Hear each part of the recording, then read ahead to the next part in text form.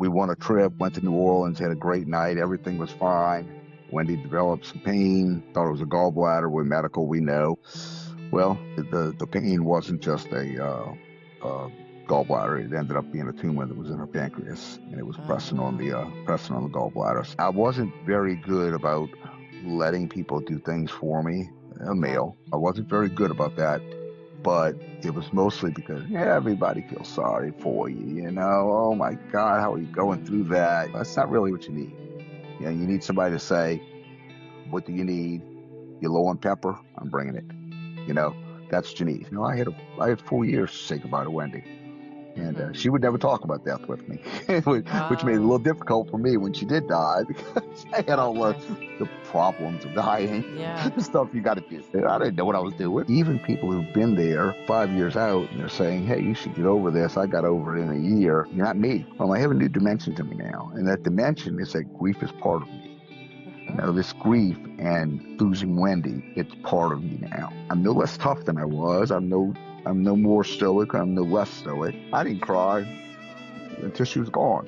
You know, until she was actually being wheeled out. I didn't cry. 'Cause I knew what I had to do. Not just not to be tough, not as a man, not to be strong for anybody else. I was just doing the right things. Even science is saying that we don't handle grief correctly in this country. Welcome back to the Mending Piece by Piece podcast. This podcast is where we hold space for the stories of grief, loss, and healing, and the lifelong journey of living with loss. And today's episode is one of love, courage, and a search for a better way to navigate the pain that comes with saying goodbye. And I'm honored to be joined by Dr. E.J. Hanhart, a veterinarian and a flight paramedic who has spent much of his professional life walking others through moments of profound loss. But in June of last year, EJ found himself on the other side of that moment when his beloved wife, Wendy, died after a battle of cancer.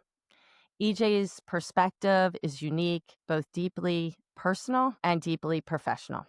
He's been the one delivering heartbreaking news, comforting families, and witnessing grief unfold. And now he's living his own journey through loss and exploring what healing can look like when the traditional ways of handling grief fall short.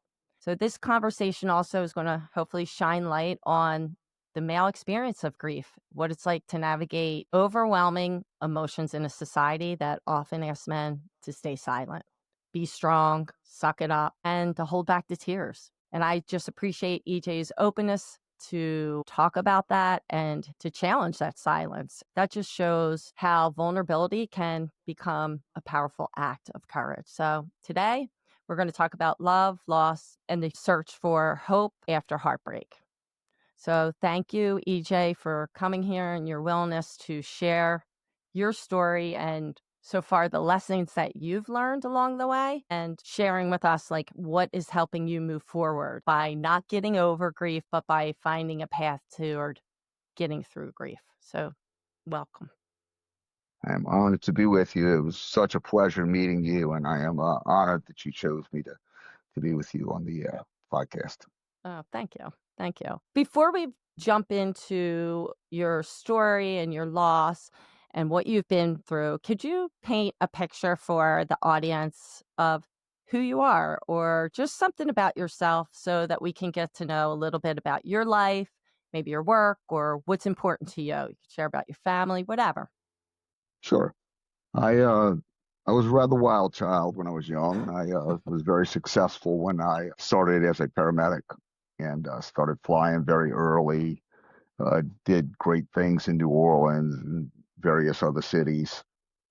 Uh, didn't know that I would meet somebody like Wendy. I met Wendy, and literally my whole life changed. It was God ordained. There was nothing I could do.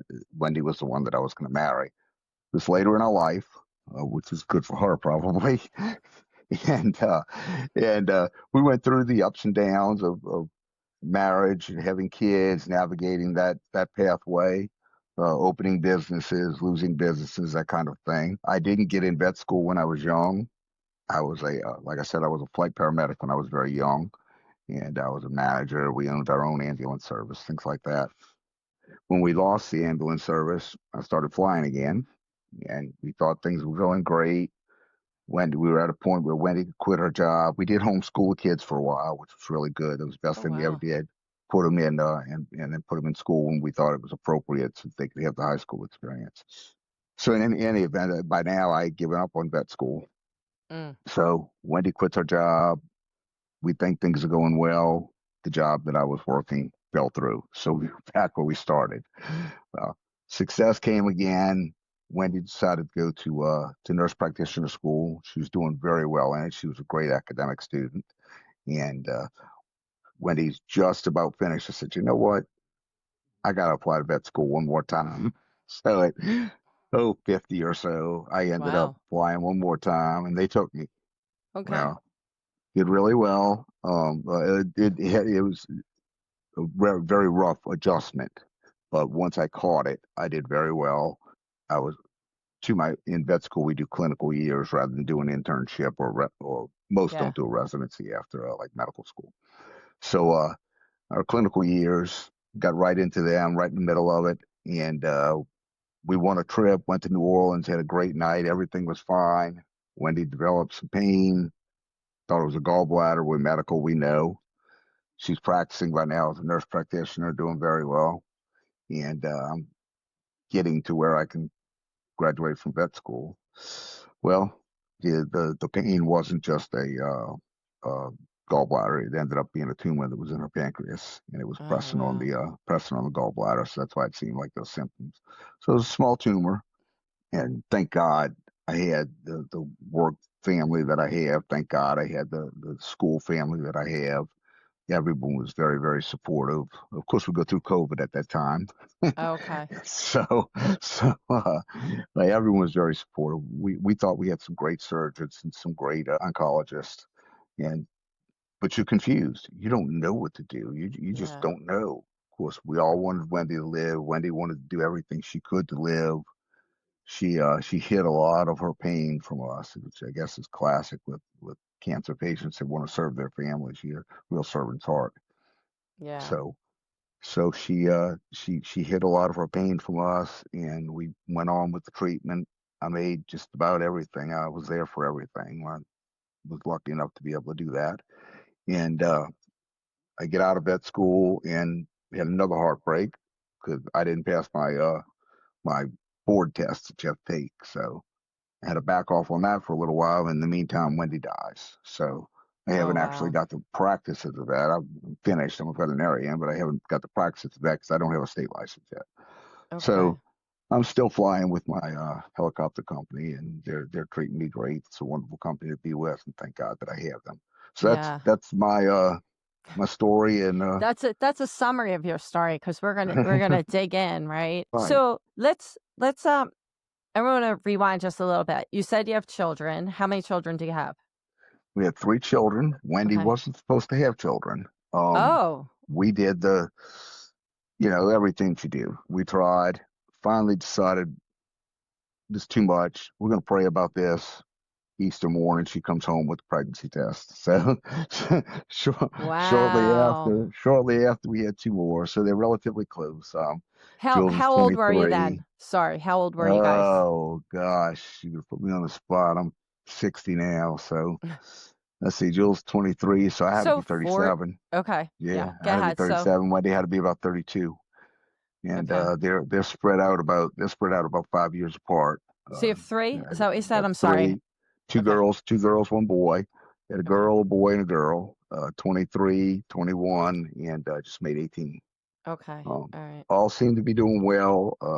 Jules was heading for medical school. Grades, everything was going very well for her, and taking care of mom threw a wrench in the works. And quite honestly, she's questioning it right now. So Wow. and she's got a very good business opportunity. I was waiting for her to find her niche, and Yeah. I think she's found it in the business she's in the restaurant business right now. She's running Okay. some restaurants and buying into Nice. some restaurants and stuff.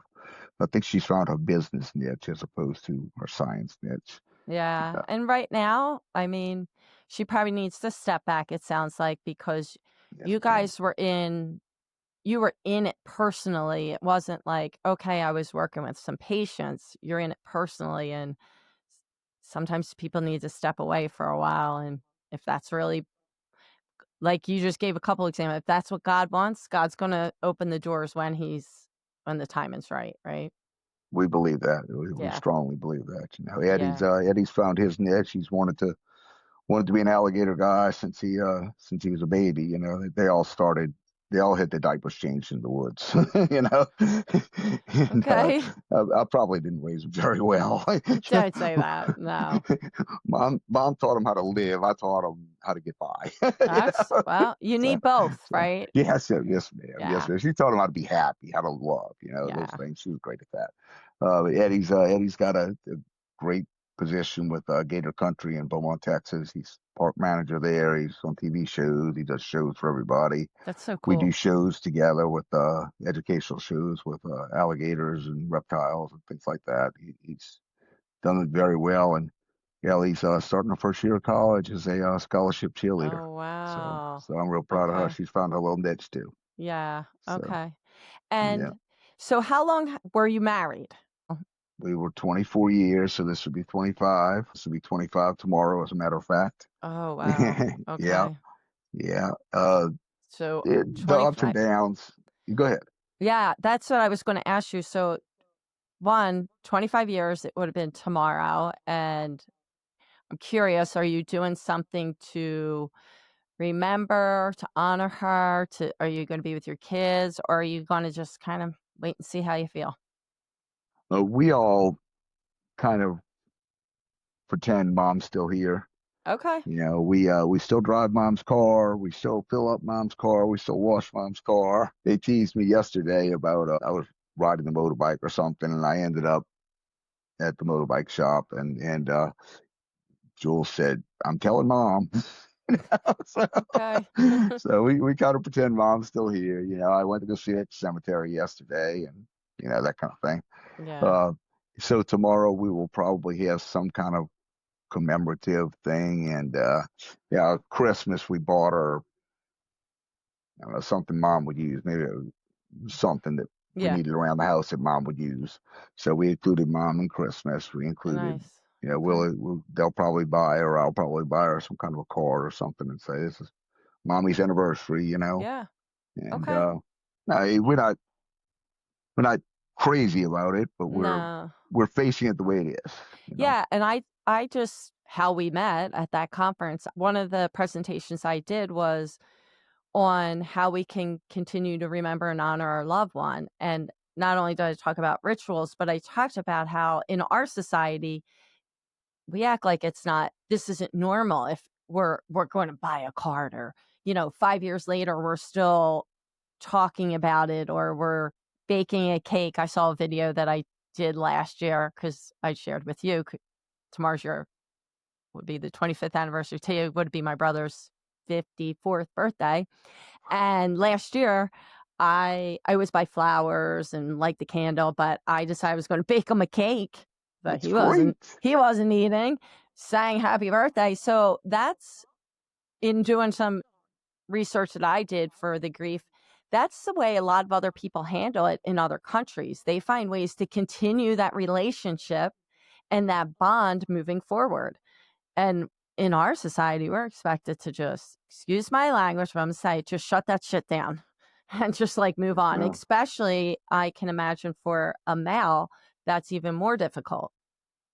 It's a great segue into exactly what we've been finding. My friend Hogan Hilling, which you met at the conference, we've worked together a little bit on things like that.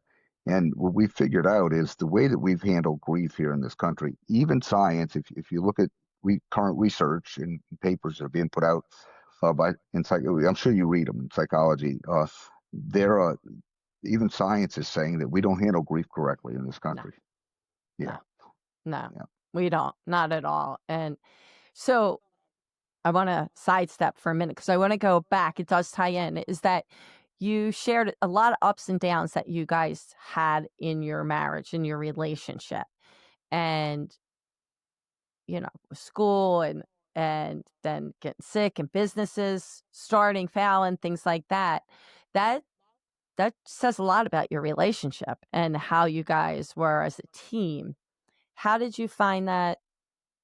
as she got sick. Was that helpful? Do you feel like you still were that team, or did you feel like you had to take on a lot more, or she was trying to protect you when she was sick? Because you said earlier that she didn't share a lot of symptoms or Right? pain. She did try to protect me. Now we Okay. talked about privately. We talked about a lot of symptoms, but even Okay. she would never really tell me how bad it was really hurting. Mm, Sometimes, you know, and I okay. think she was taking more medicine than I knew she was taking.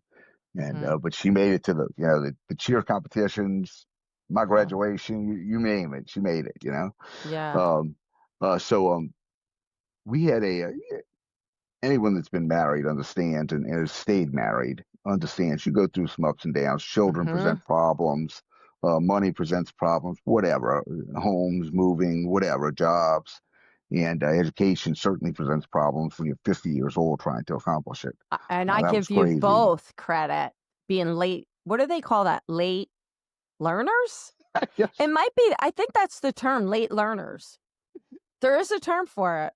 So good for I'll tell you. you, you guys are funny real quick. I was I was a superstar all my life, especially academically. And so I looked at my first day of vet school. I looked around, I looked at all these kids, and I said, "Oh, it's gonna be fine. I can do this." The instructor that I had known since I started applying, which was probably 30 years ago at that point, and I didn't get in. And we kind of developed a little bond. He said, look, you guys are all used to being the top in your class. He said, you're not the Mm, top in your class anymore. I looked around. Well, turns out all them kids were brilliant. yeah. Well, to I get had to where you learn how to were. do it. Yeah. I had to learn how to do it. They knew what they were doing. Yeah. Well, and too, as we age, I mean, like they were closer to, if they went straight through, they were used to learning.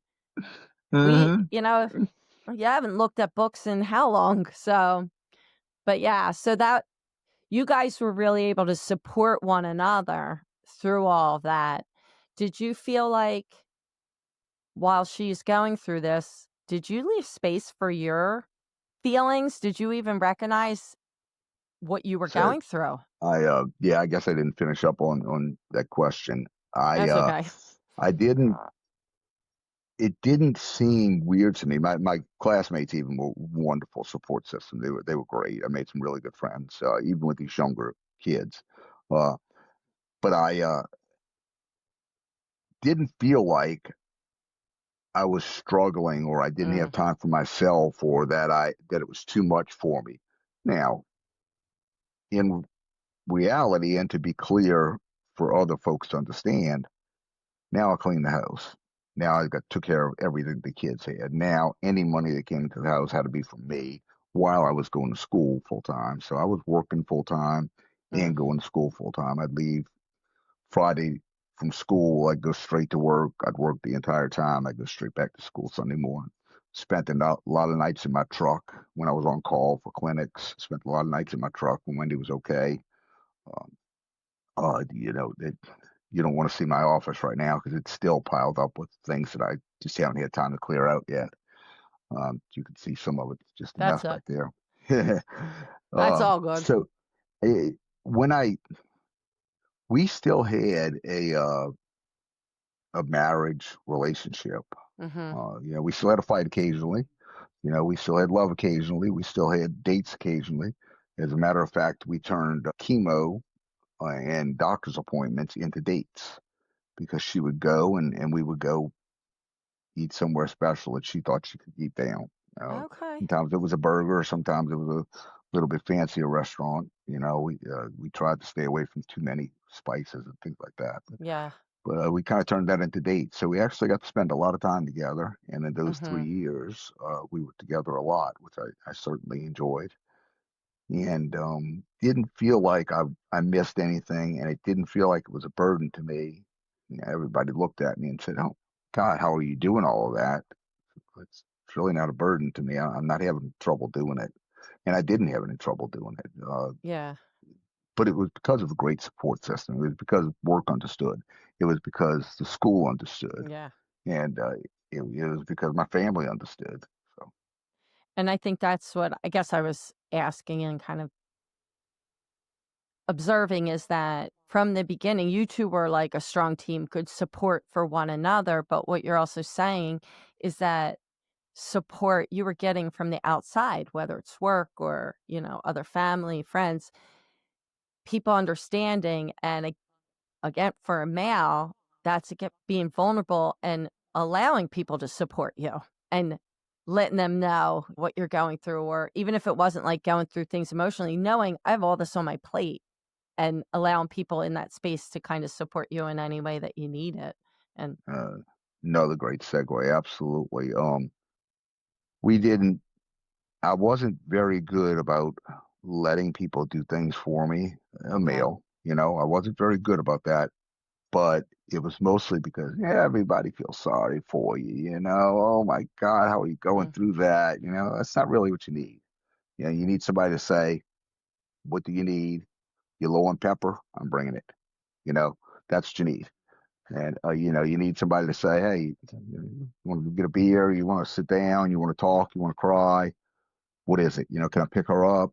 What do you need me to do?" And you really don't know what you need most of the time anyway. But as yeah. a male, um, I did find that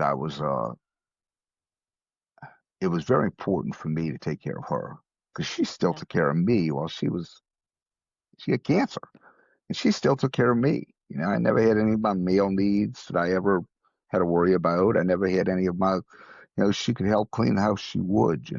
Yeah. Her place, I missed it in something we talked about just a second ago, but her place, her comfortable place was in my arms. Oh, When she got diagnosed with cancer, it was in my arms. If something bad happened, it was in my arms. If we were fighting, God's sakes, we were fighting on top of a mountain one day coming home from Tennessee in a car, and so I pulled over and the kids were like, "Oh, y'all stop, please. Wait, let me talk to oh, mom. I'll get it handled." Well, once I hugged mom and mom got in my arms, she was okay. she felt And safe. I calmed down too. Yeah, it made me feel safe in her arms. Yeah. So it was a good place for us to be. We didn't have the perfect marriage, we weren't perfect. She made mistakes, I made mistakes, nothing bad, Yeah. but it was a marriage. So Yeah. Well, I think that's reality, right? Like, I don't know if there's no one perfect, first of all. So there's not a perfect relationship. We do the best with what we know and we try to learn from it yes, and ma'am. support one another. And I hear you to like trying to communicate. That's key, right? We did. It was Yeah.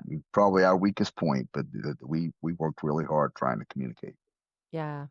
How long was the journey from when she got diagnosed until when she passed? And did she get treatment right away? Or was that something you had to decide on? Like, what was that like for you guys? We think that she did a deployment for COVID. I had Oh, done deployments for hurricanes and all that stuff all my life. And she looked at me and said, "Hey, look, I have something to give back right now." She said, "I'm finished school and I don't have my license yet. It's going to be a couple of weeks before I get all of my licenses yet." She said, "But I have something to offer, and I think I want to go offer that." So she did a deployment for COVID and developed some back pain, mid back pain. She said, "Well, I'm working 7 days a week. I haven't done that in a long time." So that's so probably what it can I ask a was. question? What's Sure. deployment mean for people like Uh, me who didn't? okay, Yeah. okay. So when you'd hear all these stories about the hospitals have 3 floors and they're handling all COVID patients, or the Mm-hmm. the hospitals are handling or hiring private contractors because some of the Okay. hospitals aren't in, and some of the hospitals turning into complete COVID units and things like that. Okay. So deployment is they'll hire a private contractor. They'll pay them a lot, of course, and so there's a disaster. There's a hurricane. There's a Okay. earthquake. Obviously, the local You're going to nurses and where you're paramedics and stuff needed. can't handle it. So they hire private contractors and we'll go and they pay us a fortune to go and be there. And of course, you live in the slums for until we get everything put together, Yeah. until we can get food and water and clean showers and sanitation, things like that in there. So you live in the slums for a little while, but uh, eventually somebody's gonna get things set up. The National Guard or somebody's going to Yeah. put a shower room in. And yeah, so that's basically a deployment. Yeah, Okay. So for her, she went to like a hospital and she was thinking it's her back from working so much. And then when, didn't bother her. That was a year later. It didn't bother her. Never okay. had a problem at all. Um, and that year we went down to New Orleans and little pain in the gallbladder. I mean, we're medical. We knew what it was. We it's your gallbladder. We know it's your gallbladder. So we went and had the little ultrasound scan. They said, it's something bigger. You better come back and get a better scan. So when we got the better scan, they said that looks like something hard in there. It's a tumor. And of course, we had biopsied, which I don't believe in biopsies either, to tell you the truth, because you tend to seed the tumor, but you've Yeah. got to find out what the tumor is. So as a doctor, it's going to be very hard for me to do a lot of biopsies and stuff like that, because once you poke it, make it mad, and let some of them cells get out, they get around in circulation. Oh, I agree. So it's a hard decision to have to make as a clinician. Yeah. So Wow. they found it, of course, and it was pancreatic cancer. It Mm. was a pancreatic adenocarcinoma, which typically develops in the duct, in one of the bile ducts. Um, Okay. this one didn't. It was outside of the duct, which was Mm. better, and it Okay. was a isolated tumor. Typically, pancreatic cancer doesn't give you a lot of symptoms. You may Oh. have a little belly ache here and there. So that's why these people die from pancreatic cancer. I think it's number 2 on cancer deaths, And it seems but so quick, probably they're so because, advanced, yeah, that so makes advanced by sense. then. So Oh. Wendy wasn't quite that advanced by then. So we did all the appropriate uh, chemotherapy and surgery things. And And what year was that? Was that 2021 when you found oh out? gosh, this would be this will be probably close to 5 years. So it had to be 2020 Okay. or 20. So It could have been still, 21. Could have been yes. 21. She Okay. made almost 4 years. Well, Okay. almost 4 years with treatment. And And was she getting treatment the whole time? uh, for the most part, yes. Okay. They sometimes you've got to take off of that because the radiation's tough, the chemotherapy's tough, the surgeries that you have to go through are tough. Yeah. Toward the end, they were telling us, none of the scans are showing up that there's tumors there. Your numbers don't even look like there's tumors there, but Hmm. there was a shadow that all the doctors thought were tumors. In my gut, I guess I knew was a tumor, but I didn't want to open up her belly and make it mad, because once you piss it off, it goes everywhere. You Yeah. know, so I did. Yeah. And I'm not sure she was strong enough to make another surgery. Um, so we had to do an external drain where we got in above the duct, and went on the other side of the gallbladder Okay. to externally drain the bilirubin, because she was glowing yellow. Oh, wow. And we didn't want that to happen.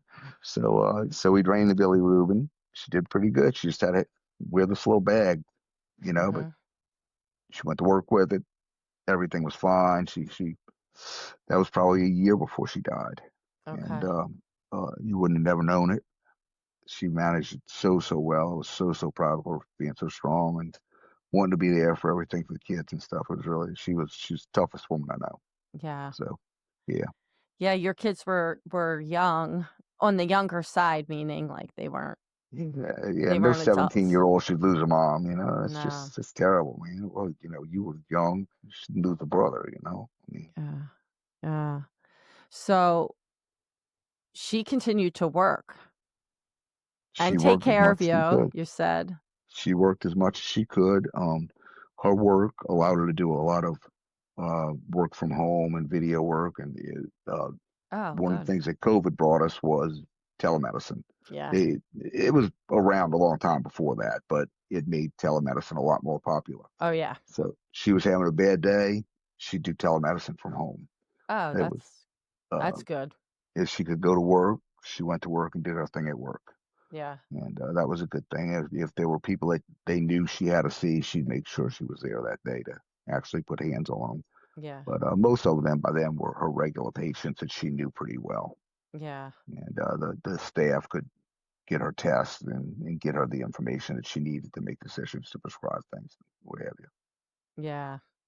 Yeah. You had shared something with me, and you said something. I might not get it exactly right, so you'll correct me. But you said something about your belief about death is always inevitable, isn't necessarily true. Can you explain what you meant by that? And, like, I guess how that shaped your experience during Wendy's illness? We hear cancer. I remember now what you're talking about. Yeah. Okay. We hear cancer, and Yes. everybody hears cancer, they're dying. Mm. We hear he had a heart attack, he's dying. I don't think that that's always the case, and we can't really decide that, oh, I'm going to die. My father-in-law died 3 weeks ago. Oh, He I'm had sorry. he had had liver cancer, and they everything seemed okay, but he never looked okay to me because he always had something that looked like a tumor in Mm. him. But he was going to come to dinner one night. 2 nights later, he's in the hospital. The third night, he's dead. Wow. So, you just never know when it's going to happen, and you never know how it's going to happen. But somebody much more important than us makes those decisions. Okay. I'm a Christian guy. I know this stuff didn't happen by accident. I know this technology didn't happen by accident. I know the trees didn't happen by accident. It just didn't. There's no way. The world's not that smart. Nature's not that Mhm. smart by itself. So the cells in our body, there's trillions of cells. They don't work the way that they work, and the clotting factors for blood don't work in that perfect order. Gluconeogenesis, things like that, just doesn't happen that way. And in any event, it's not always a death sentence. I think we have to remember every day to glorify God and to glorify each other every single day, because the kid can walk out in the street. The dog could run Yeah. across the street, and they're dead. You don't never see them again. You don't even get to say goodbye. Yeah. But at the same time, I had 4 years to say goodbye to Wendy. And Mhm. she would never talk about death with me, which made it a Oh, little difficult for me when she did die because I had all okay. the problems of dying, Yeah. the stuff you got to do. Uh, Okay. and I didn't know what I was doing. Who knows how to do succession? Yeah. You got to use a grave site. I didn't know that. Right. But yeah, so she would never talk to me about that, which was a little difficult, but it was okay. It didn't bother me because it was the way she wanted to handle that process in her life, and I tried to support that. Yeah. So I I want to make sure that I understand what you're saying is that one, we have say God, higher power that's in control makes these decisions, and that it sounds like you were saying too, you hear the word cancer, heart, heart attack, and it's like, and I agree. Some people are like, I'm going to die. I'm dying. I mean, we kind of all know we're going to die at some point, right? But Yes, it's ma'am. when they hear that, like we have a choice of like how we're going to continue. We're still here. Are we going to live and we're going to, how did you just say it? I wrote it down and I can't read my writing to be honest, but you said like, how are we going to honor one another and just be there and glorify God and glorify each other while we're living instead of staying stuck in that, oh my gosh, Absolutely. doom, right? Is that what you were saying? Absolutely. You hit Okay. the nail on the head. And I know certain therapies that you've studied. They tell you, uh, um, you get what you think. The universe gives you what you put out there. So if you Mhm. put out trash, you're going to get trash back in, just like a computer. And I believe that to be true, and I've demonstrated it in my own life. I've seen it happen in other lives. And Mhm. yeah, we don't have to take death lying down, so to speak. You may die from cancer, but you might not die from that cancer. Wendy survived breast cancer in 2014 and did Oh, absolutely fine. It was an amazing surgery. It was the coolest thing I've ever seen in my life. But wait, did you witness the surgery? no, but they told me all about it. And of course, I Uh, knew what they were talking about. well, Um, you're in the medical. See, you were like, oh, it's the coolest thing. Like oh to me, yeah, I'd it be was like, really neat. but They that's take your mindset. they for her they used fat pads and they harvested fat and they perfused it with the mammary arteries. Oh, So it was wow. really cool that she actually had perfusion again to her chest. It Yeah. was really neat the way that they did it. Yeah. Um, of course, I mean, I guess no woman wants to feel like they've lost fat, but she was past um, wean. She wasn't going to wean any more kids, Yeah. so she did lose some sensation and stuff like that. But Yeah. anyway, in any event. Yeah. Um, So, yeah, it's not necessarily a death sentence, and right. we have to live every day to honor the life that we've been given. And And do you feel like you did that? I, I I think we did. I'm Okay. not perfect. I mean, I'm a failed human like we all are, and but you and I didn't come together by accident. We met No. on purpose. That was designed.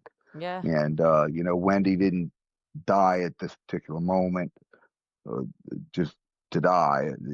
There's some design in that. I haven't figured it out yet, Mm-hmm. but there's some design in that. And um, I knew that it could be any day. She knew that it could be any day. I wanted to talk about it. She didn't. Um, I, but I think we spent the time that we had doing the things that we wanted to do, not necessarily because she was dying. We were just living that day. Living life. Yeah. Yeah. Yeah. Living Yeah.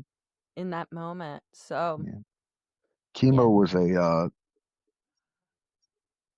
I guess we're going to talk a little more about grief soon, but chemo was just another part of our life now. It was like Mm-hmm. going to work. You go to work from 9 to 5, or you go to chemo from 3 to 5, and it was just a place that you went and you did your little thing, and then And you were then, off. yeah. Taking the kids to school. You take the kids to school and you leave. Yeah. So how you said that she didn't really talk about what could happen, the dying, and you wanted to talk about it. So how did you cope with that? Uh, I've been known to have a bad temper in my life, and uh, my temper really was a protective mechanism for my family. Mhm. Um, it's been all my life, but so it's never been a bad temper that I was mean to people. So don't mistake what I'm saying.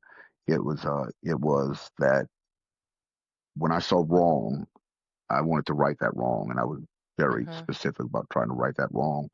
Well, amazingly enough, I learned that I don't know how long Wendy's going to be around. It's not worth the battle Mm. to push her to talk about something she's not comfortable talking about. I'll deal with it later. So, Okay. of course, I had to deal with it later, like I said before, Yeah. which which is a bit of a problem. I'm still working through. Yeah. Yeah. But you're not alone in that with not knowing or people not want to talk about it. I hear that an awful lot. Really. And so, yeah, and some people are like, I want to talk about it. I want to have everything out so I don't have anything left unsaid, or I want to, get this all off my chest, whatever it is. But again, our society, a little flawed, and they don't make it comfortable. I don't know who they are, whoever they are and I'm with started you. I this, agree. No, I'm right? with you. So when we're in a society like that, it's really hard when someone doesn't, but I love that you just honored where she was at and you figured, all right, I'll figure it out. And you're figuring it out. And we always do figure it out, but it's not easy. And I guess it's surprising to me sometimes, like not about the not talking. My family didn't talk about anything. So that's not surprising. But the not knowing, okay, what are the next steps? What are we supposed to do? Like, do we call somebody? Are we supposed to go to a funeral? Like, we don't really know because it's not talked about. It's made like it's over in secret over there. So that's I don't know how to put it, like a double whammy for people. Like, now you got to navigate a system that nobody really talked about, is so unfamiliar, and you have to make decisions in this deeply emotional state. You're not even in the right frame of mind. So it had to be so hard going through that. And it still is, right? It does. Yeah, yeah. I can fake it pretty good, but I'm still having a pretty rough time myself. Certainly when I'm Yeah. alone walking through the house. Like, Hmm. funny enough, I'll won't dwell on this, but it's funny how people kind of know, but they don't really realize that they know when death is imminent. I felt it now that she's dead. I know that I Mm. felt some things in that last week, and I saw some signs in that last week that I didn't Wow. quite catch.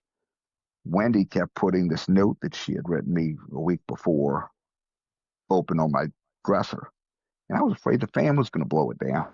So I was like, "Who keeps opening up my note? I got it stuck here for a purpose, so I can look at it, read it every now and then." Finally, she yelled at me, said, "I put it there. I wanted you to read it." I said, "Baby, I know everything in that note. Don't you worry." It was obviously a good note. I love you. And that she did talk about things Mm. occasionally, like who to leave the wedding ring to, who got the necklace, that kind of stuff. Yeah. She It's did. not She easy. was good enough to do that for me, but she couldn't wear them back then because fell off her Yeah. fingers, and she was in surgery all the time, whatever, and Yeah. MRIs, whatever. Anyway, so with grief, we don't. Our society tells us, okay, that, and you know what they are. I don't even really know what they are. This is the stages of grief. Of course, I learned them, but I forgot. I don't care. Guess what? I'm going to tell you. Here's the secret. There are no stages of grief. Right. There are. I don't know if I did a video on it or not, but I should if I didn't. Actually, it's I think something you that did. is false information because it was developed for people actually that are going through hospice, that are going through the dying process. And, Elizabeth Kubler-Ross, who came up with that, really Hmm. kind of regrets that it got, I don't want to say stuck, but got associated with dying and the Hmm. grieving process after someone passes, because that's not what it was meant for. But because where you're going, we're in a flawed society of we don't know how to approach grief and we don't know what to do. That was the easiest thing for, again, whoever they are, to put that with it. Now we got a bunch of people thinking they're going through these 5 steps of grief. Okay. But anyway, go ahead. So tell me. Psychologists worked Yeah. them through that for years. No Yes. telling how much money they made. Yeah. So, like, from your perspective, how do you see that? Like, how we're currently approaching grief in our society, and, like, I don't want to say, well, yeah, what's wrong? Like, what's flawed about it? Well, we practice evidence-based medicine nowadays, and which is sometimes good, sometimes bad, because nurse practitioners are so much better at it than physicians and doctors are. That they treat the whole patient, and as physicians, you practice evidence-based medicine, which is what the research says. Mhm. Well, if my Doberman gets hit out in the street, and he was my lifelong companion, I'm probably not going to have the same problem if my hunting dog gets killed while he's hunting. I'm probably not going to have the same response. Um, so I'm relating it to dogs as a veterinarian, of course, but the same thing with people. If you have time to know that death is coming, sometimes it's good and sometimes it's bad, and I can't tell you which one's worse. Yeah, I Uh, agree you with know, that. Dying, somebody getting hit by a car or whatever, and it being over, that's sometimes some people will handle that better than they will handle a 3-year cancer battle. Mhm. Um, and I guess at some point in there, we knew that Wendy was losing the battle, but I didn't. Neither of us believed that she was losing the battle. She didn't look like she was losing the battle. She was She was as pretty the day she died. Every now and then she'd look a little rough because she nourishment or whatever. But she was as pretty the day she died as the day she got diagnosed. She really Mm-hmm. was. She had enough weight on, and she kept herself nice and stuff.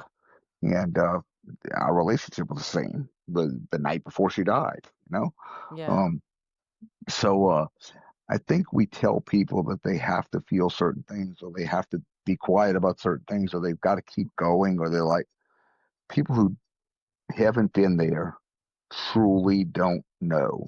Mm-hmm. And even people who've been there 5 years out and they're saying, hey, you should get over this. I got over it in a year. You're not me. And Exactly. we tell them, come on out and get out. Come out with me. I want to take you to Florida. I want to do this. I want to do that. And while that's good, you do have to get out. I'm finding that work has been good therapy for me. Riding my motorcycle is good therapy for me.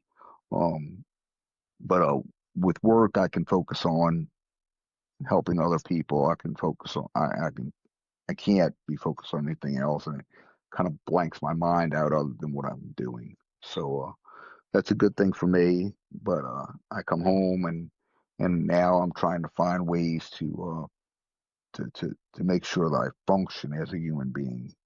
I'm Mm-hmm. trying to make sure that the house gets clean. I'm trying to make sure that the bills get paid correctly.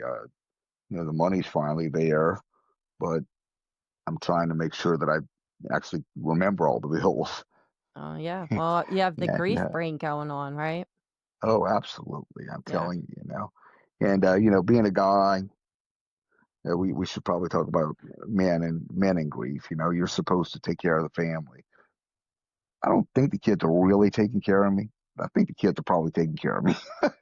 Yeah. And I feel like I should be strong for them. I never cried a day in my life until I had kids, and that was my mistake. them little, What? them little Having kids? jerks, Wait, having the them kids little or jerks cry? made me start crying. They made me Yeah. start crying. It was terrible. I'd be so proud of them, I'd cry. You know, and Yeah. um, so now I think about them growing up without mom, or mom not seeing them graduate from college, which she wanted. So she just wanted to see Yeah. the things that happened. Nothing special. Yeah. And I think about them, and before I know it, I'm breaking down. I think about uh, I need to ask my consultant. I need to ask my best friend. I have a medical question. I have this. I have that. I need to call Wendy. Mm. Wendy's not there to call. Yeah. Uh, you know. Um, so so men don't know how to approach other men. Women don't know how to approach women. Women don't know how to approach men. Yeah. Um, Men are not allowed to say, "Hey, I just need a break. I need to get away for a few minutes. I need to cry. I need to do this." And interestingly enough, uh, I haven't. That's traditionally that the guy is supposed to be tough. Do And you I'm believe no, that? well, I'm no less tough than I ever was, but I have a new dimension to me now. And Mm-hmm. that was a great question. It led me right where I wanted to go. I have a new dimension to me now, and that dimension is that grief is part of me. Mm-hmm. This grief and losing Wendy, it's part of me now. I don't. I'm no less tough than I was. I'm no more stoic. I'm no less stoic. Um, I used a word that Hogan wouldn't let me use in her books. I just don't give a. I literally don't have any to give anymore. Yeah. You know, and if if folks um aren't supportive, or they don't understand, I don't have time for them. I Yeah. just flat don't have time for them. And what's been very hard for me is to talk to the people that I'm closer to. You know, um, Mm. I I feel like we've in a short time we developed a pretty good relationship. And it, in the future wise, as we develop a better relationship, it's probably gonna be harder to talk to you. especially knowing that you're a pro. I wouldn't let that get in the way. But it's not really easy to talk to Hogan. It's not really easy to talk to my kids, um, without breaking down. But isn't Um, that okay? It's okay to be vulnerable and to share. But I hear what you're saying. It is very hard. I think I'm obviously opposite sex, but listen, I kind of grew up same way, like try to suck it up and all that. And I am the biggest crybaby there is, though. Like I try so hard. I think it's because I tried so hard when I was young that I just cry now over everything. But for men too, like what you're saying is that you do have feelings. We all have feelings. I mean, in the Bible, it talks about Jesus having feelings. Like we have feelings. They're men and women alike. How we let them out or how we perceive them may be different, but it's different because we're each unique based on our own experiences, correct? And now, exactly. yeah, but as a society, I think it is important to allow men to be able to find a place to share it or to start talking about it because, listen, we all inside are the same. Like we all have these certain feelings. It doesn't make you less tough. I think you used the word tough earlier. Yeah, You're yeah, not any certainly. you're different. You are, I wrote it down, like you are. It's a new dimension. This is just a part of who you are now, and it's not a weak part of you. You just have to find a way that you need to channel it and to allow it to come out. Like talking about it today is one of those ways. Absolutely. So I was telling you that I found the way that I know the way forward. So I yeah, haven't tell gotten there us. yet. I'm So not there yet, yeah, and when you but get there, I want to know because I wonder if you'll realize, okay, there's maybe no real finish line, but it's maybe getting through this really emotional stuff. So when you said you found a way, is that a secret or is it something you can share? no, I don't think it is, but it's certainly not. I think science is going to recognize it soon. It's not anything that I've researched. It's just literally personal right now. I Okay. think the way that I found is grief is going to be another dimension of me. Mhm. It's going to be something that doesn't control my life anymore. It kind of controls my life right now, but it's not going to control my life anymore. But I'm going to be a different person when Yes. I'm living. I'm going to be a different person when I make decisions. Oh yeah. I'm not going to make decisions out of fear. I'm not going to Mhm. stop my kid from putting his hand in an alligator's mouth, and things like that. That's just what we do, I don't drive 25 miles an hour, Yeah. I'm no different, but uh, grief somehow, I believe, is going to be some part of my life. Maybe I'll be more empathetic. Maybe I will be more sympathetic. Maybe I will be Yeah. able to help other people. Maybe Mhm. I'll be able to realize what we all want to know is I want to know who I am. Yeah. Maybe I'll get that out of it. I don't quite know yet, but I think that's the way through is embracing the grief Yeah. and knowing that it's a new part of us, Mhm. just like growing up in puberty or something like that, Yeah. and at times when we talk about men and women, we all have those hormonal changes, Mhm. men have right now. I know that I'm having hormonal changes that are typically thought of as female, and they'll come back. My male hormones are still there. They're there when they need to be there. But I think that happens on a minute by minute basis, and cellularly, it scientifically does. Yeah. So Yeah. And I think you're absolutely I can definitely relate and I think you're absolutely right.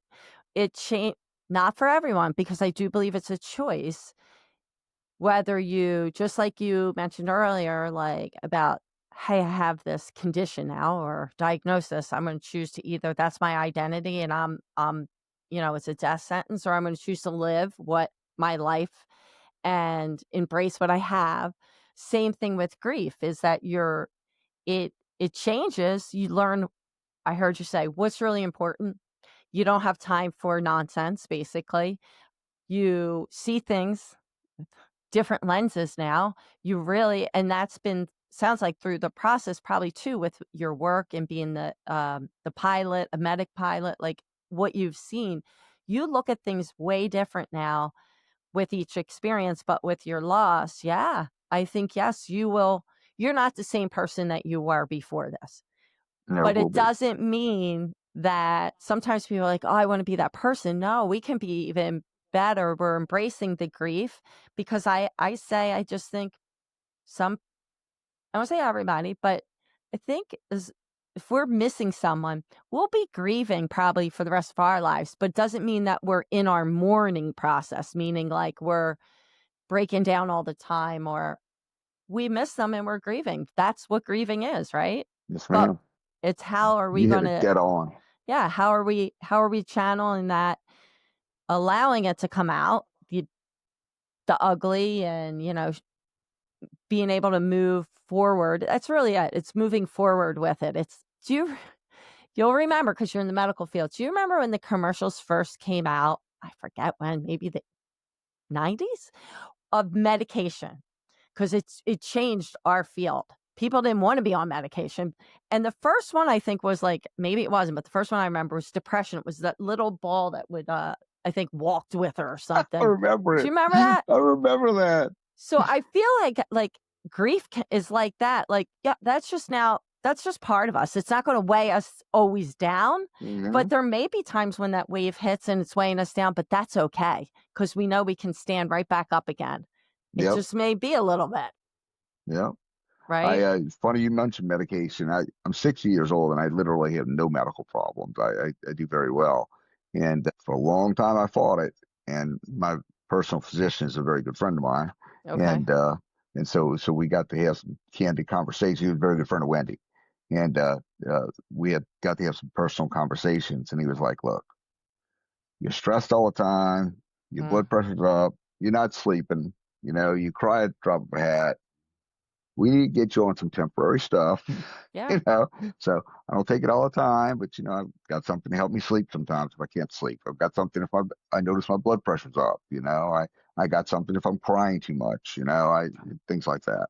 And Um, I'm and it'll be glad you shared temporary, I that. hope, but Yeah. yeah, I And have no secrets. I if really it's don't. not, it's not. But when we go through stressors or we go through challenges, our chemistry changes. And Yes. you're going through a very, very challenging time. And yeah, we can have other things going on and we need to honor that, take care of it. And so I'm glad he said it the way he did. Like it may be temporary because it's what's supposed to be working just isn't working the way it should be right now. And you know what? God designed, my husband told me this, that a doctor told him this a long time ago, is that God designed the people that came up with this to design these medicines to help us. Now Yep. don't think I'm a big fan I'm of with you. hold No, I'm on. I'm with you. not a big fan of big pharma here. I'm not trying to say that. I'm I'm with you. actually the opposite, but there are medications that we definitely do need and they're going to help us. And that's fine. And I really appreciate you being vulnerable and sharing that. I know that it's like not easy. Like you want to be like, oh, I can get through, but you know what? Your body chemically, you even talked about early, on a cellular level has changed. Absolutely. Yeah, I found that I would drink. I would just drink for no reason. Oh, yeah. And I'd realize, am I killing pain? I didn't even know why I was doing it. And I was like, wait a minute, I can't continue this kind of behavior because No. I drank. I mean, I like to have a beer every now and then. You cut the grass, you have a beer, And sometimes you have whatever after dinner or before dinner. Yeah. I grew up in New Orleans. That's what we do. Yeah. But I realized I was like, man, that bottle was full. You Yeah. And I had to realize that I'm drinking. I'm not really drinking for a reason. Yeah. Uh, you know, so all of these things, medications, alcohol, even things like marijuana and things like that, that was medically used and Right. it's got medical success. Cocaine was medically used and medical success in the past. Yeah. And uh, I think anything that we put too much faith in or rely too much on or use for a Yeah. crutch or whatever we do with it, it could be detrimental to us. But yes, these medications have they're there kept me for a alive. reason. They've kept me Yeah. alive, and they've helped me sleep. I can actually be awake and alert to do things like this. Yeah. So, So, for someone listening who feels stuck maybe in their grief and early in their journey, because you are early in your journey still, what's like one small doable step that you could suggest to them? um, I think a doable step is, and I'll preface it with when I try to do things around the house. I don't know if I'll explain this well, but I try to do things that maybe around the house, maybe in the car or whatever. I'll get to a point and I will just stop. It's not I'm tired. It's not that I can't do it anymore. It's not that I'm depressed. It's just I just stop. It just Okay. I don't have a reason for it. But I think what's helped me is trying to do a little something that is generally accepted as part of life. Cleaning the floor, uh, putting gas in the car, Okay. washing the car, doing a little something to get a little bit of normalcy started back in your life. Um, you're That's doing it without the person you want to be doing it with. You're doing it without your best friend sometimes. You're doing it without your spouse. You're doing it without your baby that you're mm, used to dropping off at school. But there has to be a little bit of normalcy. Now, look, like I told you, I'm not there yet. yeah. Uh, I still stop. God forbid you scan this office. you know, but I'm doing a little bit. I'm Yeah. starting to get the dishwasher empty pretty regular. And Yeah. before I know it, Ellie and I got together the other day and we did floors. Okay. Before I know it, I'm working my butt off trying to keep Wendy's flowers alive. Yeah. It's Yeah. just a little something to we used to have fun kind of working outside together. She knew exactly what she was doing with the flowers, and I did the whatever, the what do you call it when the mom tells you what to do, I don't the know. honeydews. Oh, oh, I yeah. did the you take that over there. Okay, got Okay. it, baby. Oh, yeah. So we had fun doing that, Yeah. and we, sit by the pool after that or whatever. So yeah, something develop a little normalcy, Yeah. and you're not going to get it done. You're not going to finish it. Well, maybe you will. Yeah. Hopefully you will. But you've got to be you. You have to remember that you're still alive. You're still you. God has Yes. chosen to leave you here on earth right now. He's not finished with your use yet. Yeah. I love that you said that because I see for you, your faith is very important. And that is something you're leaning on as you're going through this journey.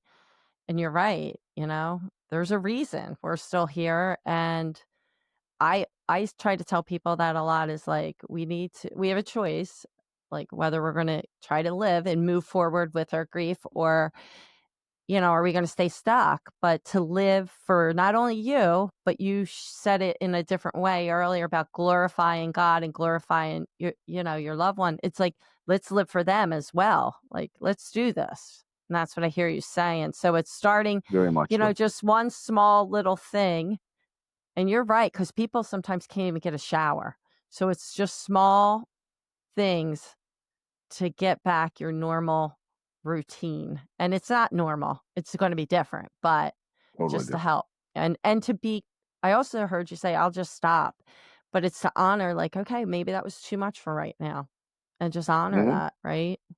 Very much so. Yes, ma'am. Yeah. Yes, So ma'am. I know you wanted to talk about, so I'm going to bring you there because we didn't get to it, what you are doing, because this also is helping you in your grief with um your partner and then the charms and yeah, share with us like what's been We helpful there and what you're doing. Well, we've gotten to meet some fantastic people like you and all the people that you're associated with that organization. Um, a lady by the name of Bridget Bagley. God, I hope I didn't butcher her last name. Son died while he was in military service, Oh, and uh, so she came up with a way to said, "I've got to find a way to keep his memory alive, to glorify him." And her way of doing it was she made something that she called Preston's Charm. And it's really nothing more than a little ID card looking thing with some jewelry stuff, crafty stuff on it. And the idea behind it is you can leave one of these, you can give one of these, you can keep one of them yourself, you can wear it on a chain or whatever if you like. Mm-hmm. And uh, so if you go to uh, what's the trolley car? Well, let's see, Philly. Okay, so you go to Philly. So you go Yeah. to Philly. You go to we still have the Rocky statue there. Yes. Is that there? Okay, Yeah. so Were we you go to the ever there? Rocky statue. Were No, you I never there? did. Never Okay. did, but I thought it was Rocky. Yes, it is Rocky. Okay. Yeah. So you leave one of these little charms. I don't know if you can Okay. see that well. Yes. That's Wendy's. Um, and it's got a little bit about her on the front of it. It's got a picture. It's So got a if little you put it information on right the in front of, back. oh, okay. There's Put the it right in camera in this front of the thing. I don't know camera. where the No, I you're don't even good. know where the camera is. Should be right in the This center. thing, there There we it is, right go. there. Oh, There we okay. go. What's it say on the And front? so the front of it, I called her beautiful, the greatest girl Oh, in the world. That's what her headstone oh, says. she's beautiful. She is Yeah, beautiful. yeah. And beautiful was my nickname for her. And Mm, she literally was the greatest girl in the world. She still is. And that's what her headstone says. yeah. And uh, So you would and the leave back that of it. charm. So you could leave that. You can give it to somebody. I think Hogan may have given you one. Hmm. Um, and if he didn't, I'll make sure we sent you one. I do Uh, have it. I think it's in my good, bag. good, good, good. That's his. That's Hogan's son that died. Yeah. And so Hogan and Bridget got after he kind of caught on to this grief thing that we were going through with Wendy having cancer. Hmm. Goes back to California, meets with Bridget, gets to talking to Bridget, and just embrace this charm idea. Mm. So Bridget's charm business is growing. It's nonprofit, of course, but now she's got charms all over the world, and people That's are. great. There's an email on there, the little email that they can contact you at, and sometimes she'll get emails that says, "Hey, look, got Preston's charm. I'm in Italy, and Wow. I wanted you to know that I'm going to leave it here, and that's going to you know get his memory out here in Italy." And somebody else will call and order 10 of them, and they'll leave them out, or they'll find out that hey, my wife died, my child died. I'd like to honor my child by doing that. And You'll leave like them on you the get front of the one, baseball thing. yeah, like you Yeah, got one yeah, in your wife's name. So like people could yeah, order them, okay, in exactly. memory of their loved Exactly. one. You custom however you want to do them. They'll do them custom for you, with some little jewelry thing or something on it. I hang one in my truck, and sometimes I'll leave one where I go. I forgot to leave one in Pittsburgh because I forgot my extra ones at home. uh, you meet somebody in a You restaurant. can mail me one and Uh, I'll leave I one will at the do that. Rocky statue. I will do that. That'll be fantastic. I'll send Yeah. you a couple.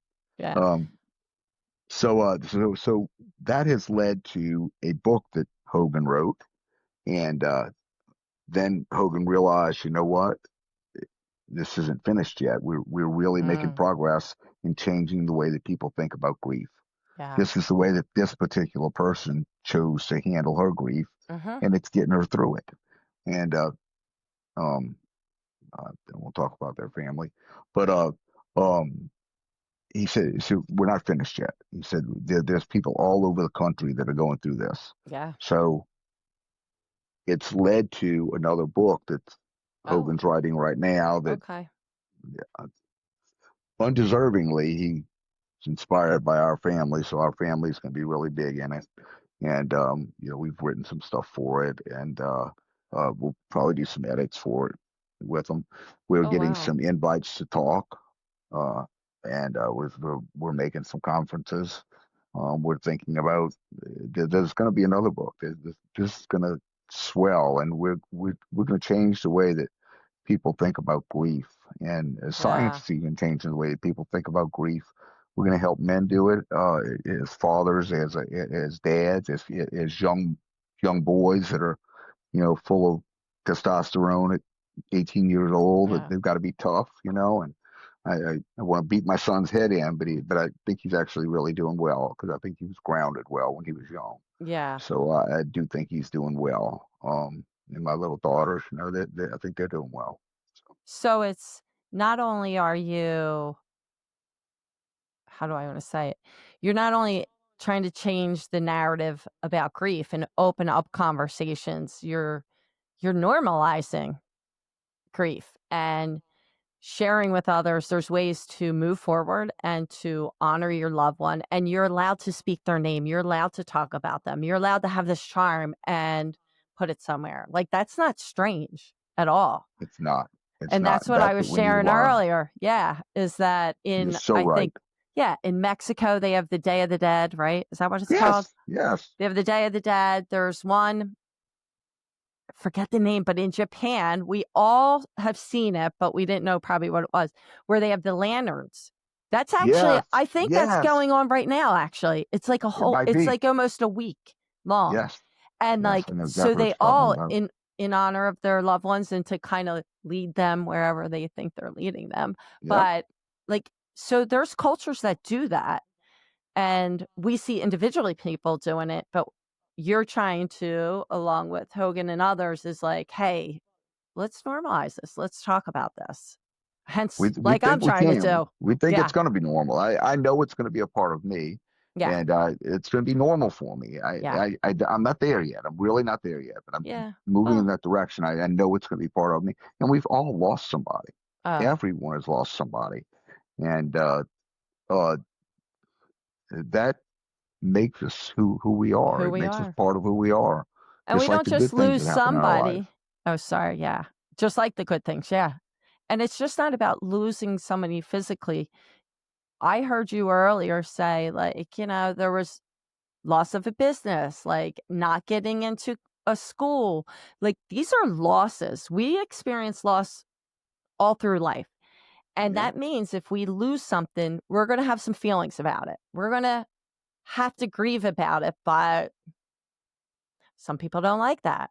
And you're changing that. And I thank you so much for like opening up that conversation and sharing that. And that's part of why I wanted to talk with you, have you on here, is I'm meeting more men that are being courageous and vulnerable to share their story so that other men can realize, okay, this is okay. Because I've had people reach out to me in secret, people that I might have known from like long time ago, never heard from in years, or just seen a post I put up and share some really vulnerable stuff, but they feel all alone. Men, I'm talking about. And they're Yes. like, Yes. my girlfriend or my wife or my family, they don't understand. They think, I'm not, we got to change that. Right.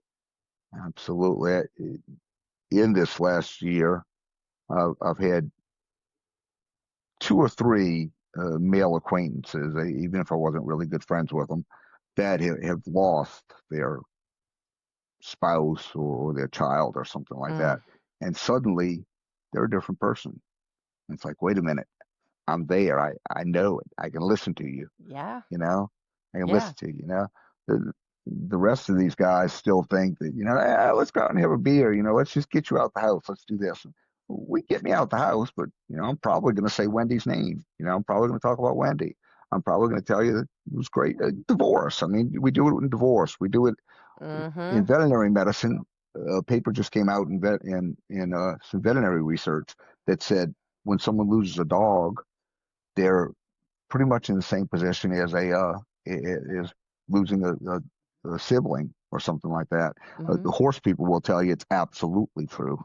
Yeah. So and we have to do that sometime. We have to put down those dogs. I have to sit with people that Mm. I know I'm flying somewhere that's not going to make it to the next hospital, and Yeah. have families. I got to look their family in the eye and make sure that they spend time with that person before we take off with them, and that extra few minutes, time is everything in medicine, but that extra few minutes, we all know they're going to die, Yeah. but that extra few minutes that you give that family means everything. Yeah. So it sounds like too, I just, when you were saying that, I remember you sharing that with me, your conversations having to have with people. And I had my dad in I guess, an ambulance, a medical ambulance coming up. And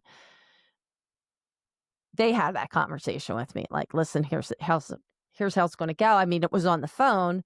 And I remember having that conversation, like, not with my dad, but while he was in, en route coming back to Philly, like we knew it was happening. He just wanted to be here and pass. But like he talked about how he was just staring out the window. I was like, what are you doing? Like, what am I on? What are you doing? He's in an ambulance, for goodness sakes. But he said, I'm watching I hope I get it right. I'm just watching the clouds go by. I feel it in my stomach just saying that right now. But I I bet remember you do. just like thinking he's taking it all in and he knows what that means. Like this is maybe the last time he's looking at the sky. I look at the sky totally different. I have the Yeah. privilege of being at 5,000 feet pretty regular in all kinds of weather and sun up, sun down. And man, that orange, I tell you what, orange is our favorite color. So Oh, okay. something in the orange, who sings that? Zach Brown or somebody? Uh, I don't know. Something in the orange, it's got a whole different meaning now. Yeah. I was Wendy liked riding with me when I had a bike before, but we didn't ride very much. But I haven't had a motorcycle since I was married to Wendy. She's wearing it. Well, she was wearing it. Okay. So in any event, I go up to go get this bike, and this orange butterfly literally landed in my hand while my hand was on the bike. I was like, Wow. so you take that in, I don't know if any of that's true or not, but it's if it helps, it helps. Yeah. Yeah. Uh, I had uh, kind of try to wrap some of it up, some things that I just kind of want to get off my chest, sort of, Yeah. if you don't mind. You know, um, Very shortly after Wendy died, um, we we were kind of spending a lot of time here by ourselves when we weren't doing other things or whatever. I'd work, she'd work from home or whatever, and the kids were always busy. They were getting out of high school, trying to manage college. Eddie had moved to most almost full time in Beaumont by now. Uh, she'd come down the hall, and when I'd see her strong enough to get out of the bed, it was great. It was just really, hey, you're up, baby. You feeling good? Yeah, I'm ready to eat. You want to go eat outside? Yeah, we'll go eat outside. That'd be great. Whatever. Um, but she, real as could be. I no doubt as real as could be. I wasn't drunk, but I had a couple of drinks and I was sitting there and I was doing absolutely nothing on the sofa. And I saw her come around this little corner by the hall and she had a little walker, because by then her legs had swollen. I think she got some venous stoppage, that made her Mm-hmm. legs swell. It was right before she died. She used to walk for a couple of days, and she had a little walker, and she walked, and I heard the noise. I literally saw her in clothes that she would wear, but not clothes that she would normally wear, not like one of her favorite outfits or nothing. I mean, clothes that she would wear. Um, and she looked at me, and she pushed her walker off, and she danced a little jig, and it was as real as I mean, it was so real, you know, not like a ghost, not like, but it was almost like God and her were telling me that it was okay. She was okay. She's healed, you know. Yeah. Um, Yeah, she and didn't need she pushed that away. I get it. Like I don't need yeah, this. I'm yeah, I'm up here I'm and it here. says it in the Bible like we're going to have new Oh man, bodies, right? it was just amazing. It's like Mm. knowing she was healed was just the greatest thing in the world. Anyway, Oh wow. Yeah, take a breath. That so I was a didn't, lot. I didn't tell you how she actually died. So Monday night, I looked at the picture today of the dinner we had Monday night. Monday night we cooked this great dinner, and Ellie happened to be home. We watched a cool movie that she liked for some reason. I don't even remember what the movie was. It was something she doesn't normally like. It was a war movie, Oh, okay. And we cooked, and she ate her whole plate of food, steak and potato and stuff, and she ate the whole thing. She did really good, and stayed down good.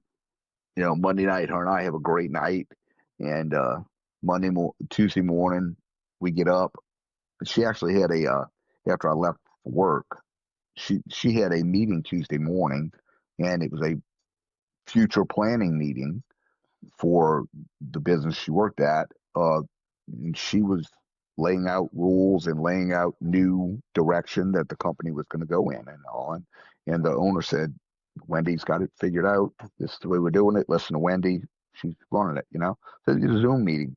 Yeah. Um, After the Zoom meeting, she was supposed to go get some blood because her levels were down. About the only thing I missed. I was there for everything, but yeah, every now and then I'd miss going to get some blood or something like that, or going to get a blood test and things. Those weren't. It was routine by then. So she absolutely fine, like you and I when I left her Tuesday morning. Ran that meeting great. Um, when she was supposed to go get the blood, kid called me and said, "Hey, I'm gonna take her because she's not looking real good enough to drive." So she was fine when I left. He said, "Yeah, she's not looking good enough to drive." So she wouldn't stay in the hospital to get the blood. The other kid has to drive her back to the hospital. She calls me and tells me Wendy's not looking good. Mm. Mom's not looking good. You probably want to come home. So I made it home. I got home. I got to the hospital. By then they had her in the hospital in ER. Thank God it was all people that I knew in there, and they understood what I was going through, and they knew Wendy very well. It was a hospital Wendy worked at for years, and I was like, "Yep, I see it." I looked at labs. I looked at the monitors, Ah. and you know, um, uh, one of the greatest things that she was, I had FaceTimed her on the way home, so I got to see her face. I got to tell her, hey, didn't tell her it was looking that bad, but I told her the things that were happening, glucose changes, epinephrine changes, things like that. Um, so we talked medication. um, and she said, "Yeah, I know something's wrong." I said, "Baby, I'm coming." So I got there, and by then she was unconscious. She was pretty well unconscious. Oh, wow. Nobody had talked to her for several hours. Well, I Mm. grabbed her head, and I was like, "Baby girl, I'm here." Well, she picked up that arm and she grabbed my arm, and all she wanted was for me to be there, you know. Oh, And my. when she did, I was like, "You guys let me move the stretcher out to my truck." They're like, "Yep, take that oxygen bottle if you want, whatever." I had some medicines you know that I carry for work, so I wheeled her to the truck, put her in the truck. I got her home. We got in our bed. 10 minutes later, she was dead. But I got her home to die in our bed, like I promised. So that was a big deal. That was a real big That is deal. a really And big deal. it I'm trying not to cry. I'll do my best, but that was Yeah. that was a big, big, big deal. Get her home. Um It's and beautiful, and I mean, it's heartbreaking, but it's absolutely beautiful. I yeah, mean, it was, and I never broke a tear, never broke a sweat. It was just I was just doing what I wanted to do, what she wanted to do. I didn't cry until she was gone, yeah, until she was actually being wheeled out. I didn't cry. yeah. Because I knew what I had to do, not to be tough, not as a man, not to Mhm. be strong for anybody else. I was just doing the right things. Yeah, I was doing the right things that had to be done. Somebody had to do them. It was me, and I wouldn't have anybody else do them. I would have operated on Wendy if they would have let me. I didn't want anybody else doing it. You know, yeah. um, Well, I'm glad you and didn't have to operate on her. yeah, yeah, well, anyway, uh, but it just worked out really well because Eddie had to come from Beaumont, and he came from he made it in. Uh, she was dead, but I Yeah, got the funeral home not to move her, and I got the coroner not to move her until he made it to see his mom, at home, and he did. Well, the early the next morning, all their boyfriends and girlfriends showed up. mhm. Those three kids, stayed here for a week, and Oh, I never had to lift a finger to cook, to clean, nothing. So I couldn't ask for three better kids at that point. Now turns out some of those have changed by now, but those three kids that just really stood up. So you never know. You think the kid can't do that, but you never know who's gonna be there for you. And those three kids were there, not yeah, only for my kids, but they were there for me too. You know.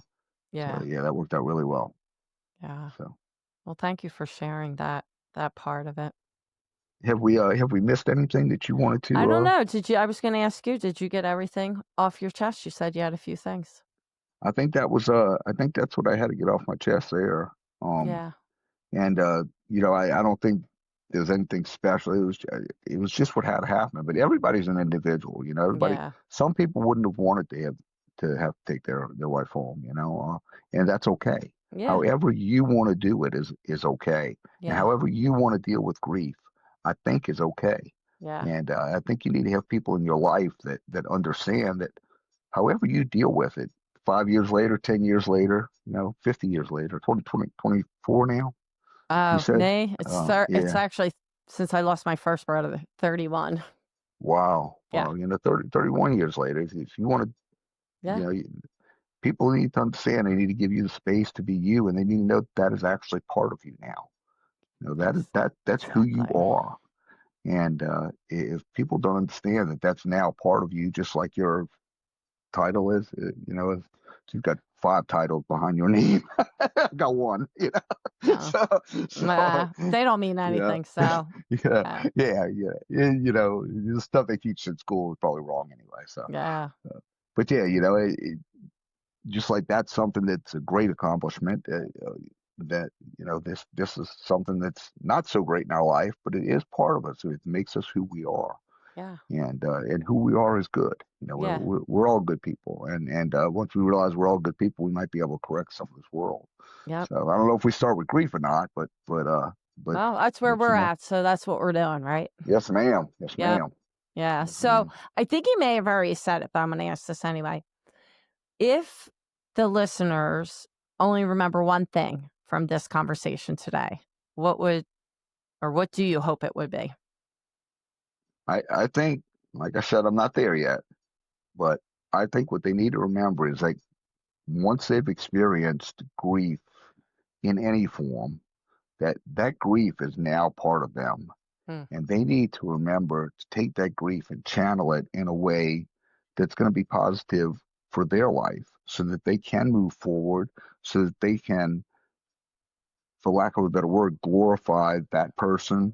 glorify themselves, uh, have great memories of, and function for the rest of their life. Grief doesn't have to hold you back. Uh, you know, Oh yes. I know that Wendy's thought for me, and she told me many times was, "Hey, you still got years to live. You better get out there and live 'em," You know, that's about the Mm, only thing she ever told me about dying. And yeah. but yeah, that grief is part of you now, and you need to find a way to make sure that grief integrates into your life, but doesn't ruin your life. Yeah. 'Cause we're I still love that. alive. Yeah. We're still alive. We have to live. Yeah. You know? That's So that's perfect. I love that. I can't say it any better. So I appreciate you spending all this time this afternoon with us and sharing your story. And like I said, being vulnerable, opening up. I know it's not easy. And if people want to get in touch with you, I could have it in our description.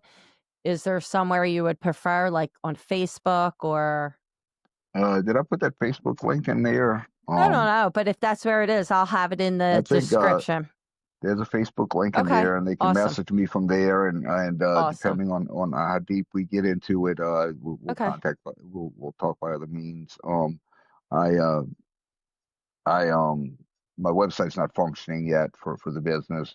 It's going to be Hanhart Vet, um, but it's not functioning yet because I don't have a license yet, which I will shortly. Yes, you But will. yes, ma'am, Yes. yes, ma'am. Yeah. It's 60 years old. It must be crazy. No, I love it. I love it. uh, Yeah. anyway, yeah. So Okay. probably the easiest way to find me is on Facebook, All and right. uh, and I maybe we could do some good for Yeah, some other we folks. That are. would be As long wonderful. as we continue speak their name, keep talking about it and feeling our feelings, allowing it to come out, not sucking it in, we're gonna make a difference, right?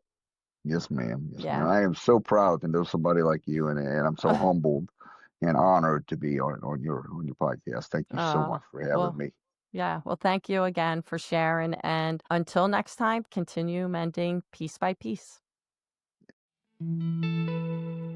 Thank you for listening to the Mending Piece by Piece podcast. If you lost a loved one and would like additional grief resource to help navigate you through your grief journey, you could purchase Mending Piece by Piece After a Suicide Loss, Guided Grief Workbook and Journal to Heal the Survivor's Heart, or Mending Piece by Piece, a workbook and journal for navigating grief with hope on both Amazon and Barnes & Noble.